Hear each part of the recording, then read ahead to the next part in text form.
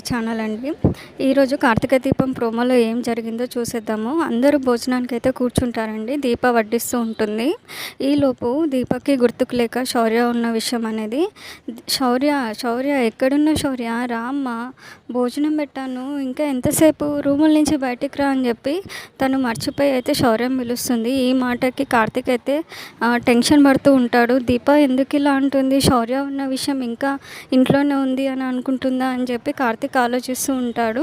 And family members కూడా దీప ఎందుకు ఇలా పిలుస్తుంది శౌర్యని, ప్రజెంట్ శౌర్య అయితే ఇంట్లో లేదు కదా, కార్తీక్ వాళ్ళ ఫ్రెండ్ వాళ్ళ ఇంట్లో ఉన్నది కదా అని చెప్పి అంటాడు.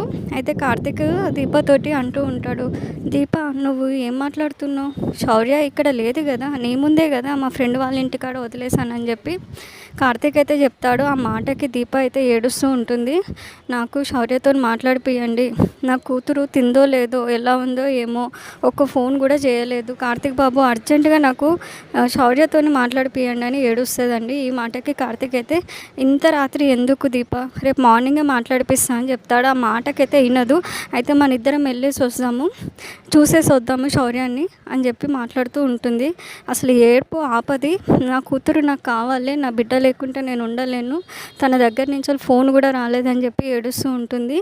దీంతో వచ్చేసి కార్తీక్ వచ్చేసి ఆలోచిస్తూ ఉంటాడు, ఇప్పుడు దీపాన్ని ఎలా కంట్రోల్ చేయాలి, తనకి ఏం చెప్పాలి అని చెప్పేసి. దీంతోనైతే ఈ ప్రోమో అయితే క్లోజ్ అవుతుందండి. ఒక బిడ్డ మనసు తల్లికి మాత్రమే అర్థమవుతుందని ఈ ప్రోమోలో అయితే క్లియర్గా దీపం చూస్తే అర్థమవుతుంది. ఎవరైతే నా ఛానల్ చూస్తున్నారో ప్లీజ్ సబ్స్క్రైబ్ చేసుకొని ఒక లైక్ అయితే ఇవ్వండి.